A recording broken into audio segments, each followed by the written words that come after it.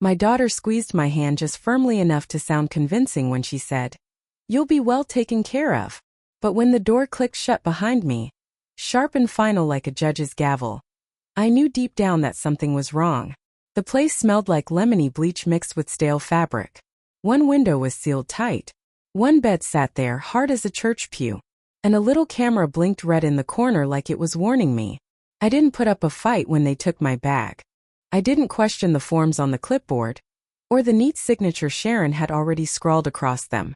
"Just a few weeks," she'd promised. "Until you're stronger." I wanted to believe her. I did. But I shouldn't have. I was 78, not senile. I knew exactly where I was and what was happening, though even sharp minds sometimes choose to believe their children still mean well.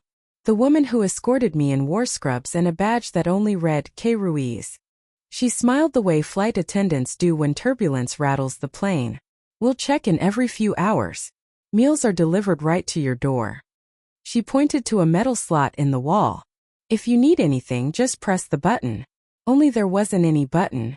I lowered myself onto the bed carefully, making sure not to wrinkle the slacks I'd pressed that morning. I wanted them to see me as steady, capable.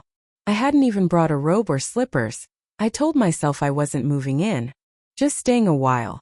At 6 o'clock sharp, the slot slid open. A flimsy paper plate with soggy chicken and something orange that looked like mashed carrots. A plastic cup of water. No fork, no knife. I tapped gently on the door. "Excuse me." Silence.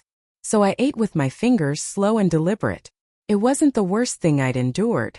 I'd survived harder winters like the one after Frank passed, or the year my stroke left my left hand useless and I had to reteach myself how to write. I'd learned how to survive in silence. But this wasn't silence. This was erasure. No books. No TV. No phone. Just a bed, a chair, and a bathroom the size of a pantry.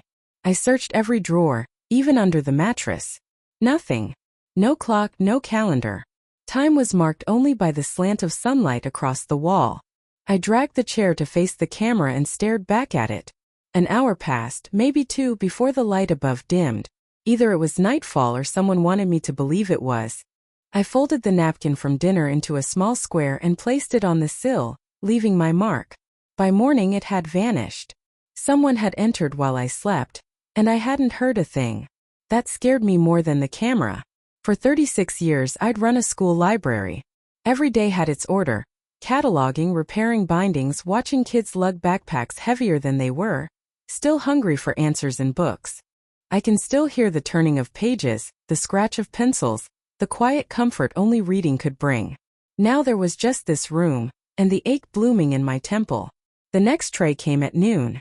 Rice and canned peas. Another paper plate. Another plastic cup. Still no utensils. I pressed my fingertips against the warm edge of the slot, just to feel something alive on the other side. Her name is Sharon, still is. She used to sit on the floor, braiding my hair while I read library books out loud to her. "We'll always take care of each other," she'd say, tracing promises into my palm. I believed her too. I don't know when I stopped being a mother and became a problem for her to manage, a burden she could outsource. She made it sound like compassion. "The caregiver will feed you." As if that was all I needed. By the third day I saw the patterns. The lights buzzed louder at 10. Lunch came at exactly 12:05, dinner at 5:58. Footsteps in the hallway every 90 minutes. I tracked them, counted them, held them in my head like a ledger. It was something to hold on to. I whispered to the camera. "I know you're there. I remember freedom. I've read about women like me." I wasn't asking for rescue. I just wanted proof that I hadn't disappeared. That night, I fished out a bobby pin I'd sewn into my waistband years ago for travel. With it, I scratched under the bed frame. Nora Brennan was here. Still is. In the morning, the sheets were changed and the frame wiped clean. My mark erased. But not me. On the fourth morning, I gave up pretending this place was meant to help me. I waited by the door until I heard 3 sets of footsteps outside. Likely nurses. "Excuse me," I said calmly. "I'd like to speak with whoever's in charge." Silence stretched until finally a muffled voice said, "We'll pass your request along." Then the steps retreated. No questions. No comfort. Not even a lie. Just dismissal. They wanted me docile or confused. That's when I began to see the truth. This wasn't care. This was containment. No stimulation. No clocks. No radio. Just trays through a slot and vanishing voices. So I made my own rhythm. If the trays came at 6 and noon, I could track hours by pacing. 58 steps across the room, 10 times an hour. Kept me sane. That night I tapped the camera lens. Who are you trying to convince? I asked. Me or yourselves? For the first time the red light blinked twice like an answer. I sat in the chair facing the door, refusing to lie down. The hallway outside wasn't silent. It was willfully empty, the way institutions strip dignity by doing just enough to say they tried. When Sharon finally called, it was through a fuzzy monitor built into the wall.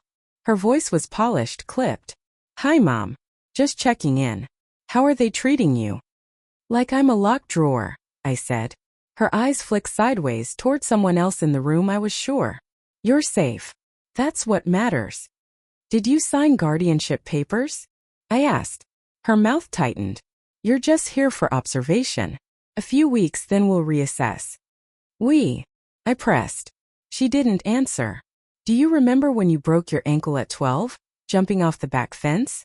I stayed with you every night in the hospital. The nurses told me I could go home, but I stayed. Because I didn't want you waking up alone. Sharon's face froze. She didn't respond. And here I am now, I said.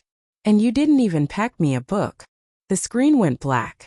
Later I counted a new set of footsteps. Heavy, measured, not like the nurses. They paused outside my door. A clipboard tapped against the wall before retreating. Someone was watching more closely now. I stopped eating, not to protest, but because food without choice tastes like poison. I saved what I could. Crackers wrapped in napkins, crusts tucked into my pillowcase. I'd built systems all my life. I could build one here too. But my body was changing. My knees stiffened. My skin thinned. My shoulders ached from constant alertness. I spoke less. They wanted me voiceless, but I wasn't ready to surrender. I mouthed poems instead. Lines I'd memorized in college. Do not go gentle into that good night. Again and again, as if words could stitch me back together. On the 6th day something shifted.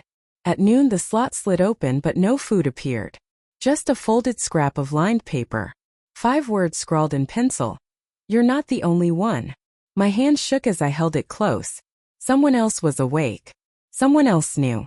I hid the note under my mattress after reading it 20 times.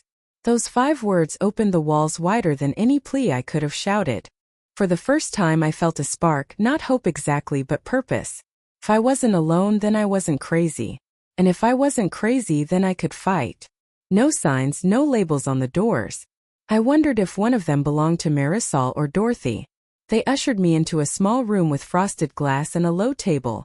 1 chair on my side, 2 on theirs. It looked like a place for job interviews or depositions, not care. A pitcher of water sat untouched, and a folder was already waiting on the table. Then he walked in. Director Wallace. I'd seen him once before, in the orientation video the day I was brought here. He seemed taller now, thinner too, somewhere in his late 50s. His hands were neatly manicured. His eyes blinked too rarely, like he thought composure was the same as control. Mrs. Brennan, he said, sliding into the chair across from me. Thank you for making time. As if I had a choice, I answered, letting the faintest smile touch my lips. We try to maintain respectful communication here, he said. Communication requires consent, I told him. Locking someone in a room isn't communication. He opened the folder but didn't look down. We've received reports that you've been non-compliant with your care. I leaned in. Which part? Breathing without permission? He hesitated. We understand transitions can be difficult. This isn't a transition, I said flatly. It's confinement. He flipped a page. Your daughter Sharon is worried about you. So worried she ignored my last 2 messages. I shot back. He didn't even blink. I never signed anything, I pressed. No authorization, no evaluation. Yet here I am. He kept his calm expression. Your daughter presented documentation, durable power of attorney, and a letter from a private physician citing signs of early cognitive decline. My chest heated with fury. What doctor? He scanned the page. Dr. Eric Matz. I let out a laugh that had no humor in it. You mean Eric Mathers? Sharon's old college boyfriend? The one who flunked his pharmacology boards and wound up pushing wellness supplements? He's not a practicing doctor. For the first time, Wallace blinked. Just once. I see, he muttered. No, I said evenly. You don't. But you will. He leaned back, steepling his hands. Mrs. Brennan, this facility exists to guide people through the challenges of aging. We're also responsible for keeping them safe. If you continue resisting the care plan, we may have to escalate oversight. To what? I asked. Another locked box with fewer napkins? A shadow crossed his face. There are processes, he said. But there are also consequences. You may want to reconsider your cooperation. I stood, not in anger, but with the kind of steady calm I'd used in faculty meetings when the school board tried to slash the library budget. I'm not your inmate. I know my name, my history, and exactly what's been stolen from me. You're not a caregiver. You're a gatekeeper.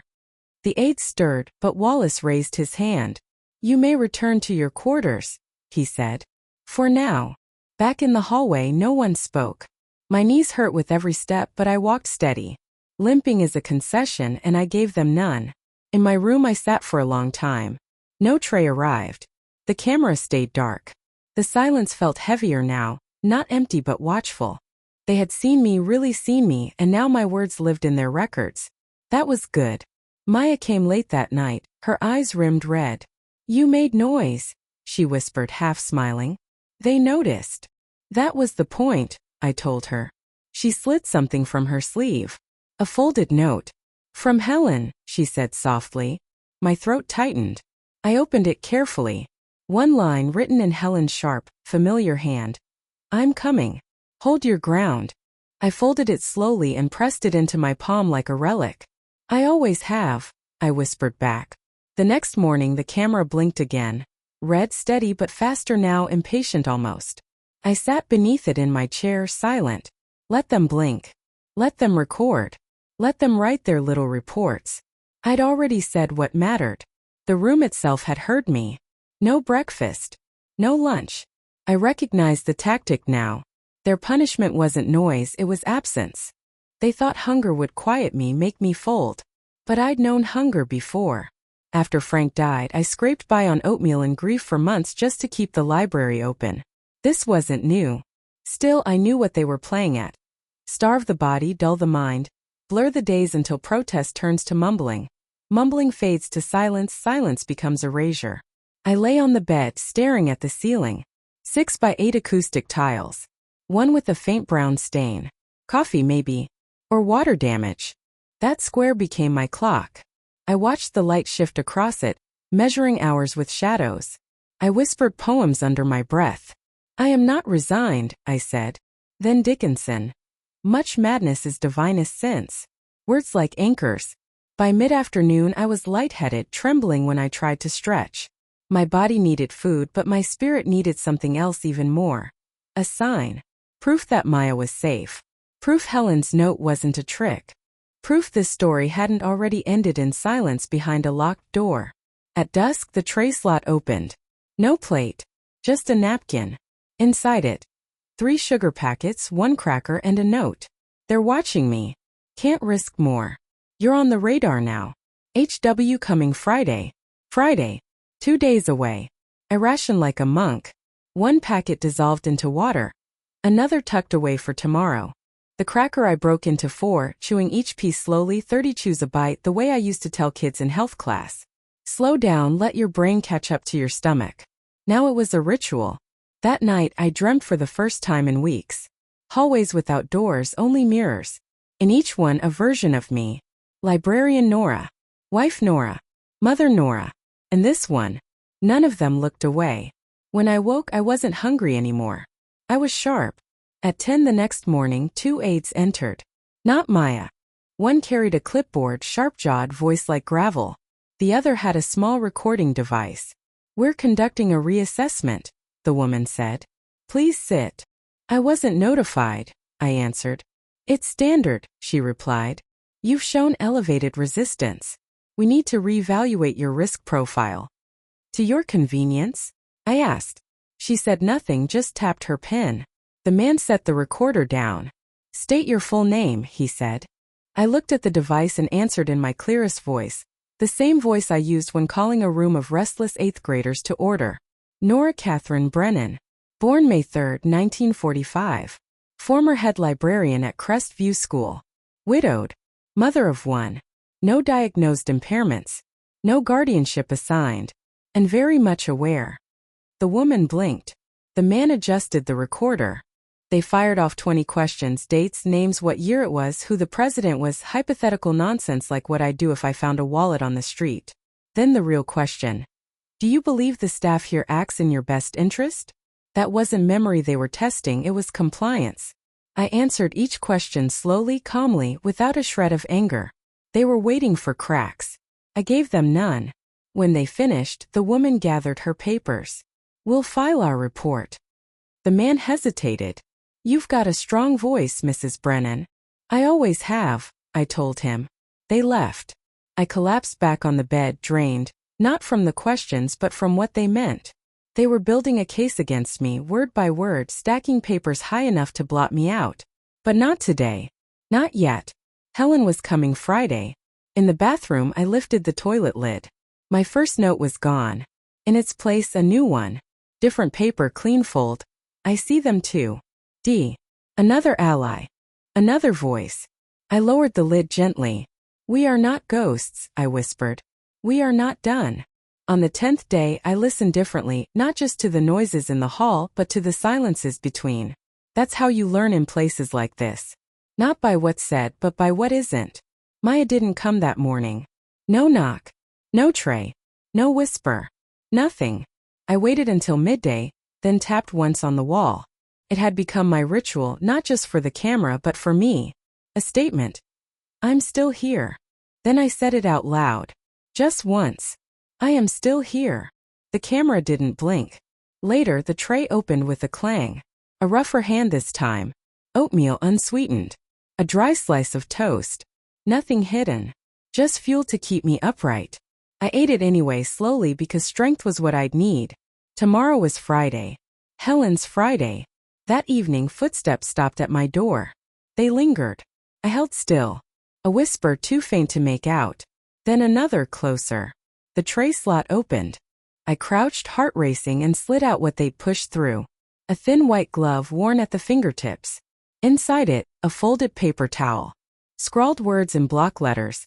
They watched me. I'm off schedule. Be careful. M. Beneath that, smaller, nearly illegible second-floor staff room. File cabinet. Bottom drawer. Information. A location. A chance. Maya had risked something big. I tucked the glove deep into my mattress lining and smoothed the sheets. Then I slipped into the bathroom and scratched 2 tiny marks behind the mirror's frame. One for her, one for me. That night I didn't sleep.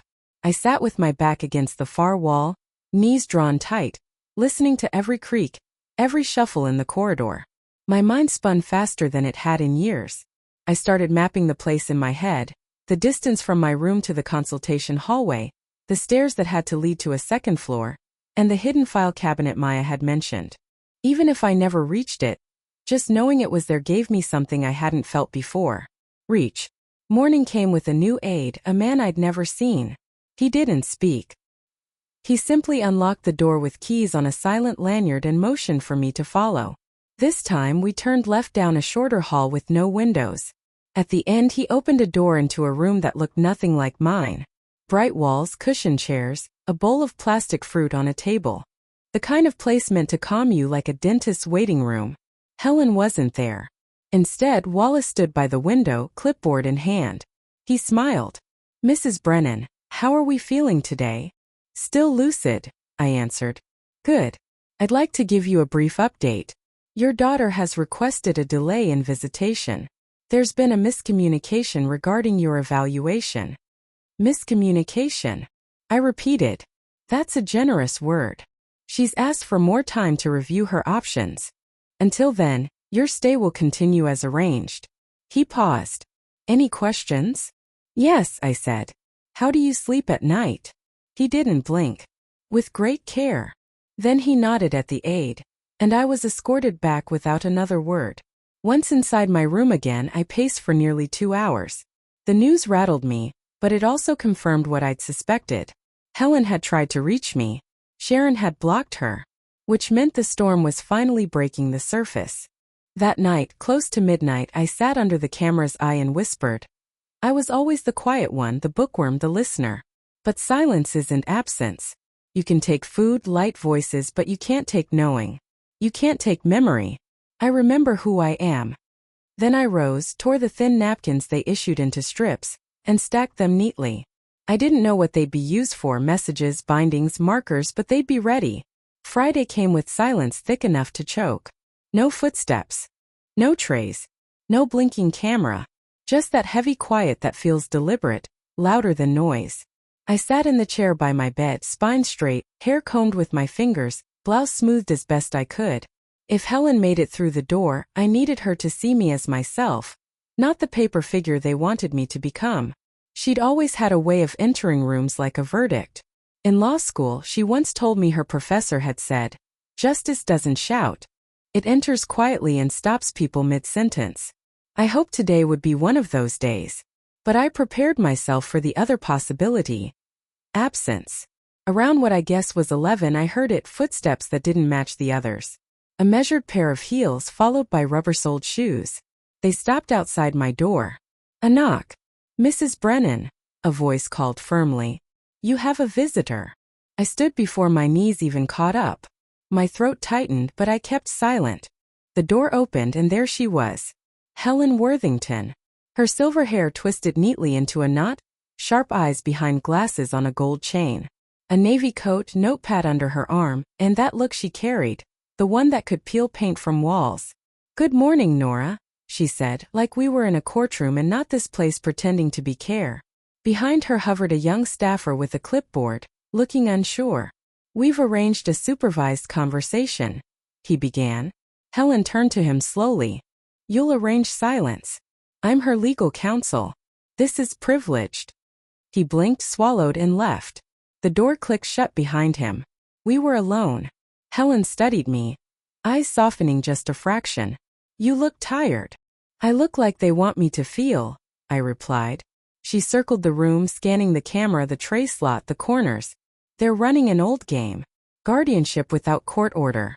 Confinement dressed up as consent.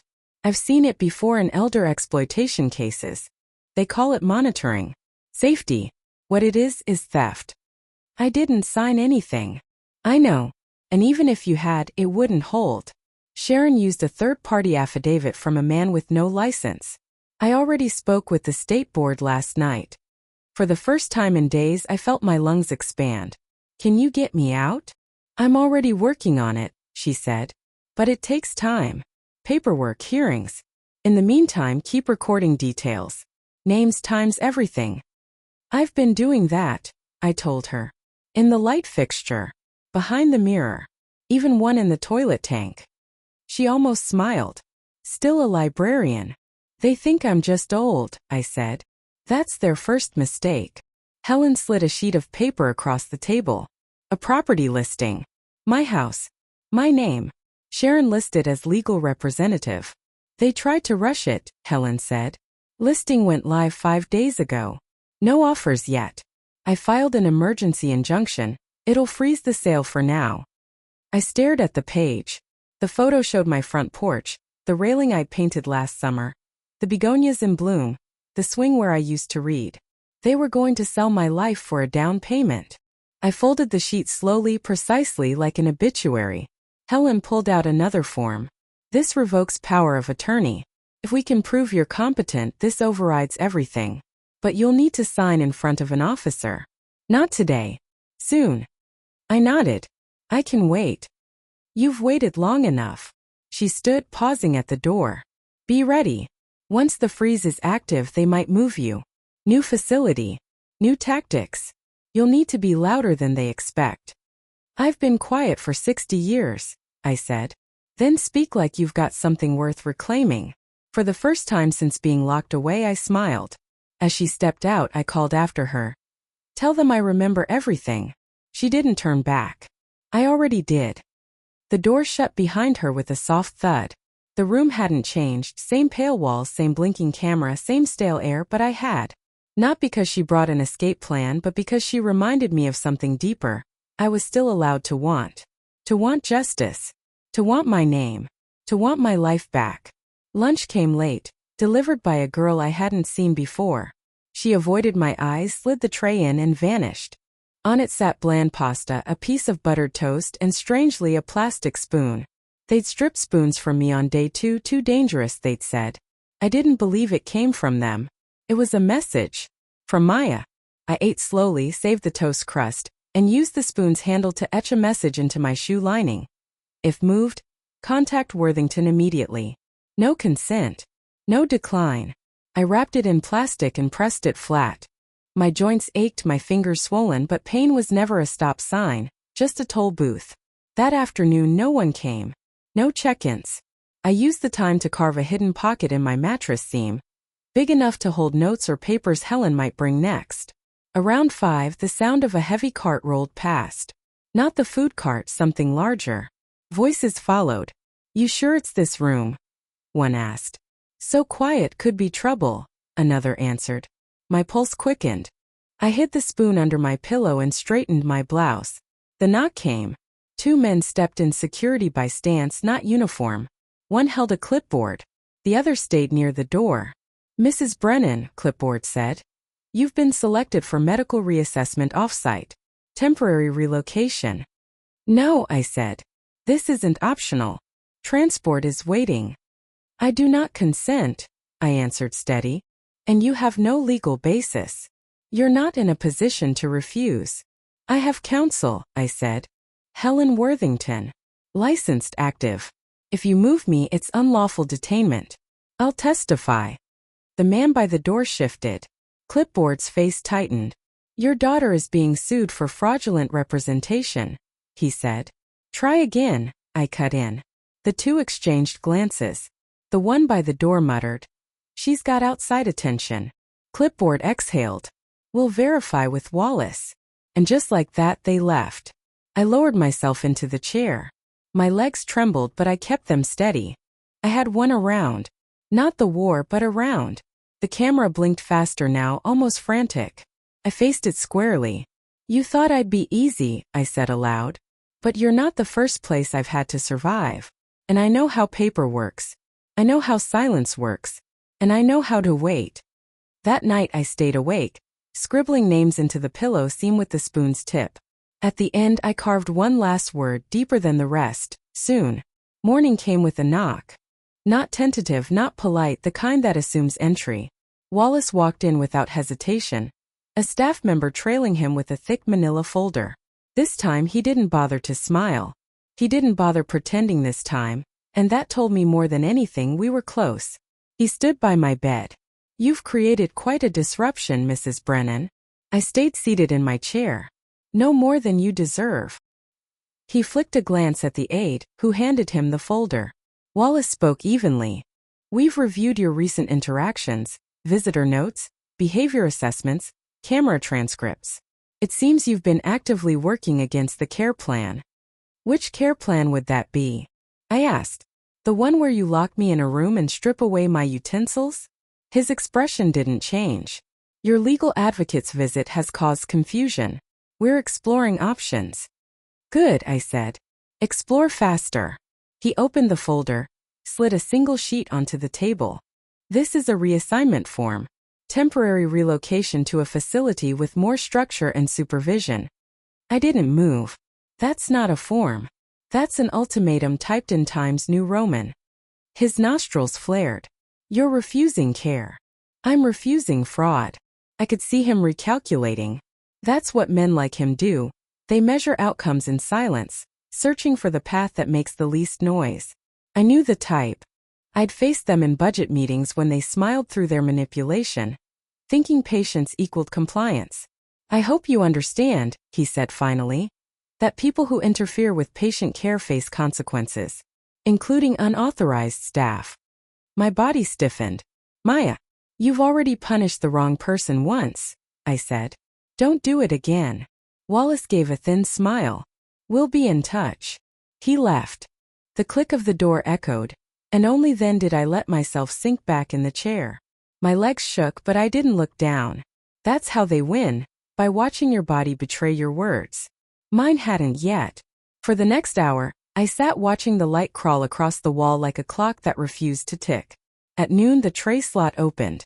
On the plate, buttered toast, scrambled eggs still warm. Underneath, a folded square of paper. I slid it into my lap and read. I'm gone, suspended. But I left you a gift. Filing cabinet, second drawer, bottom left corner. I stared at it for a long time. Maya had risked everything and now she was gone, pulled away or pushed out. Either way, I wouldn't see her here again. But she'd left me something. A breadcrumb. A gift. I began planning. Not for escape. For leverage. That afternoon I pressed the wall button they swore didn't work.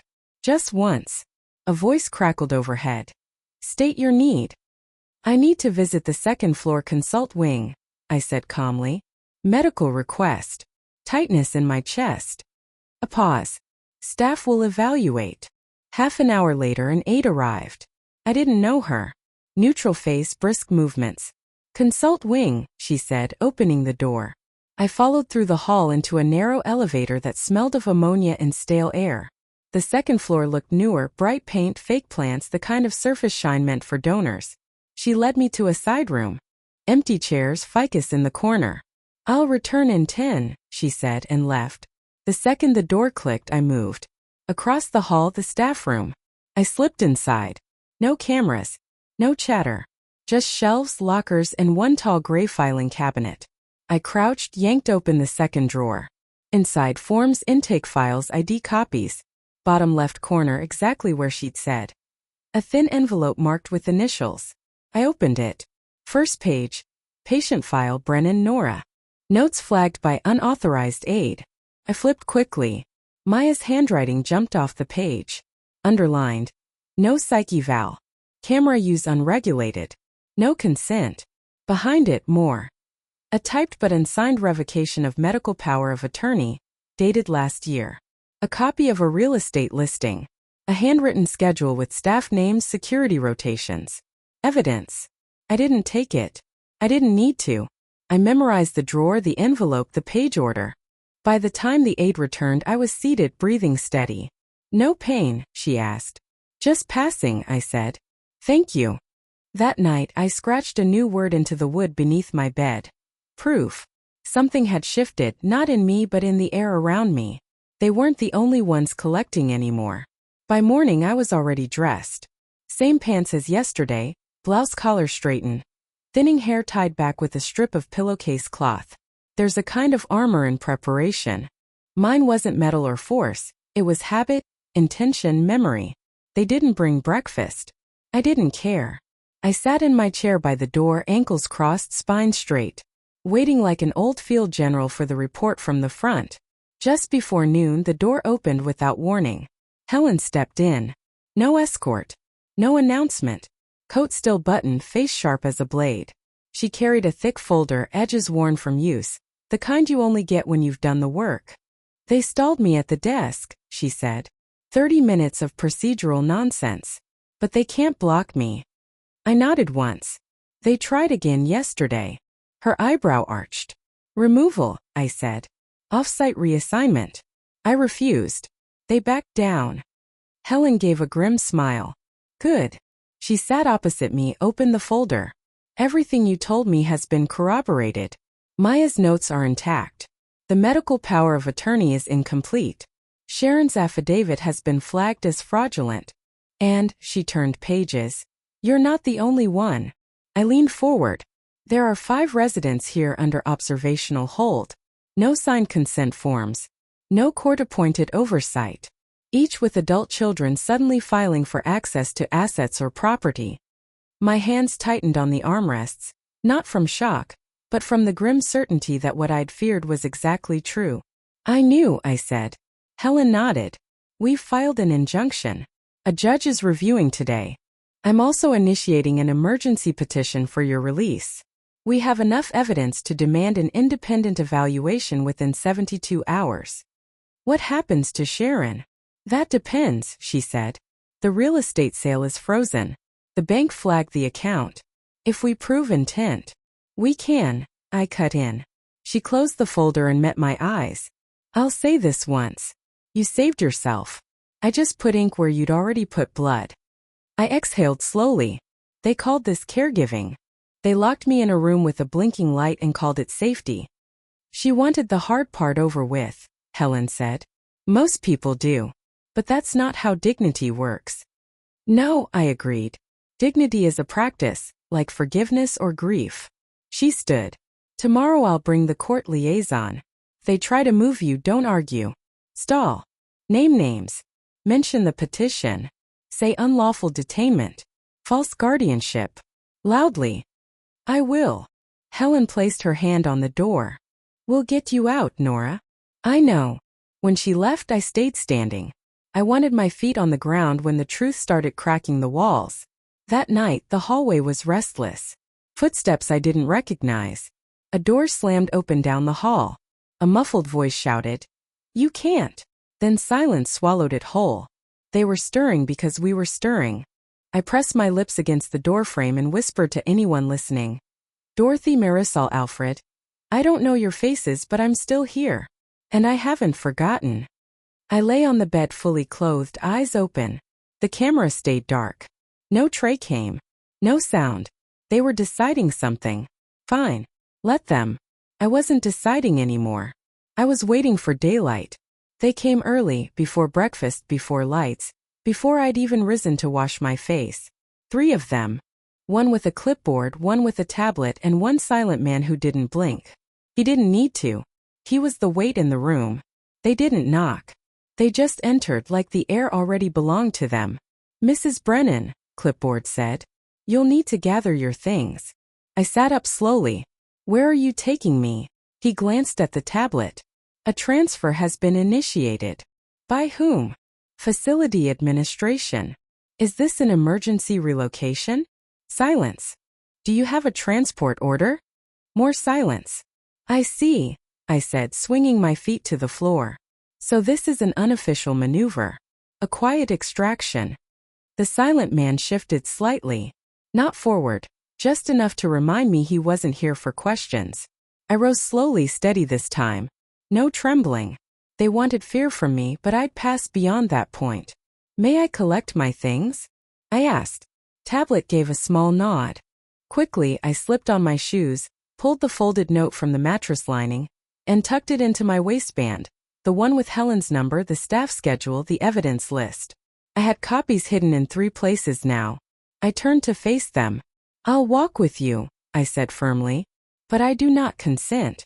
I'm being moved without lawful cause. In violation of a pending legal injunction. I am alert, oriented, and under active counsel. I will repeat this in front of anyone you place me in front of. Clipboard blinked. Tablet hesitated. But they didn't back down. The hallway outside felt colder than the room I'd left. Not the air, but the mood. Staff turned away as we passed. One woman clenched her clipboard so tight her knuckles went white. I recognized her. She used to deliver my trays. She didn't look up. At the elevator, I waited for the doors to open, then turned my head and spoke loudly. My name is Nora Brennan. I do not consent to this transfer.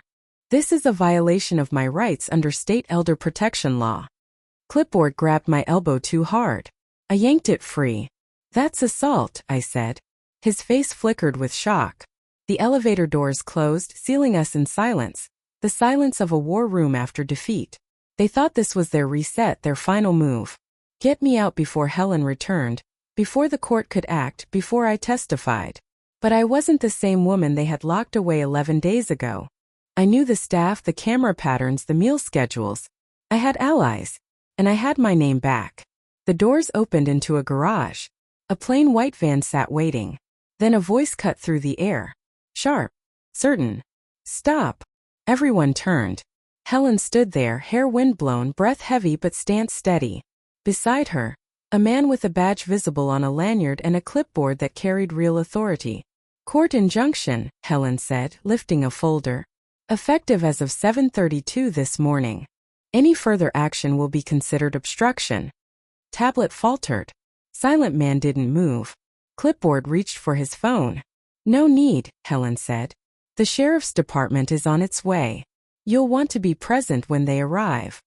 I exhaled slowly. My knees almost buckled, but I stood tall. Helen stepped closer. Are you hurt? No, I said. Did they touch you? Only fear, I answered. And I didn't let it in. She turned back to them. This woman is under my legal protection.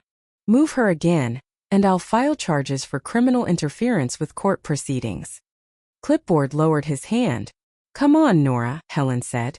I didn't ask where we were going. I just followed. Past the aides who suddenly found their courage to make eye contact, through the lobby where the security guard shifted uneasily, and out, at last, into air. Real air. Heavy July air. Imperfect, alive. It filled my lungs like truth. Helen opened the car door herself. I slid in. She started the engine. Neither of us spoke until we hit the first traffic light. They were never watching to protect us, I said. Only to control. Helen didn't answer. She didn't need to. We were free. That first night at home I didn't sleep, not from fear, but because silence in a familiar house is louder than silence in a locked ward. Everything was as I'd left it. The green chair by the window, the teacup on the shelf, the crack above the stove I'd been meaning to fix for years.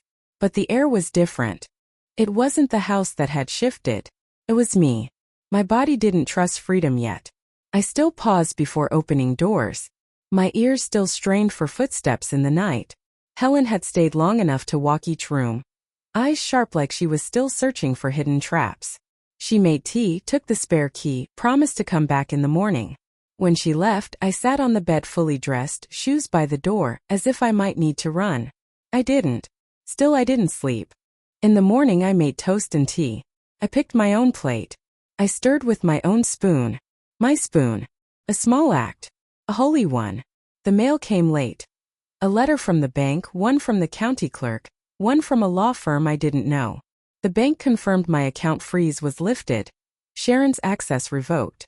Every transaction now required my signature in person. The clerk confirmed the title was still in my name, untouched. The law firm's letter was colder. Sharon had retained counsel to contest the injunction. No apology. No explanation. Just paperwork. That evening I wandered the house, touching furniture, running my hand along the couch, switching on lights one by one, not out of fear but to remind myself, this was mine. They had tried to turn my life into an inheritance before I was done living it. On the mantel I found a photo.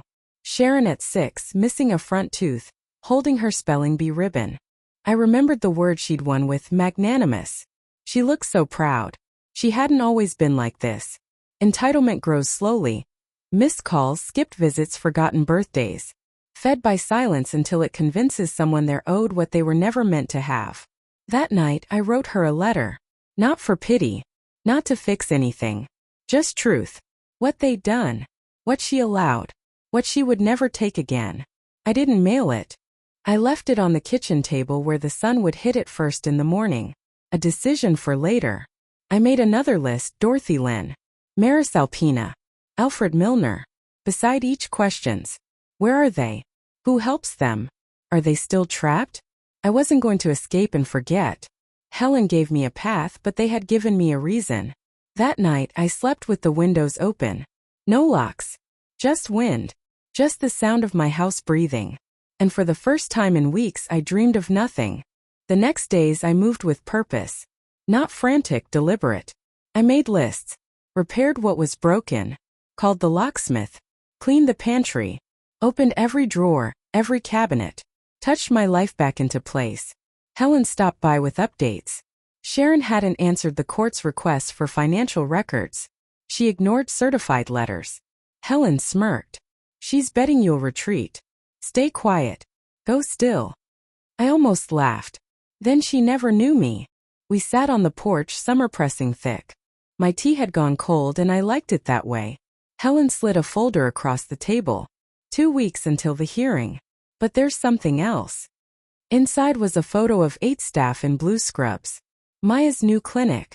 She's found safer work. Smaller place. They're protecting her now.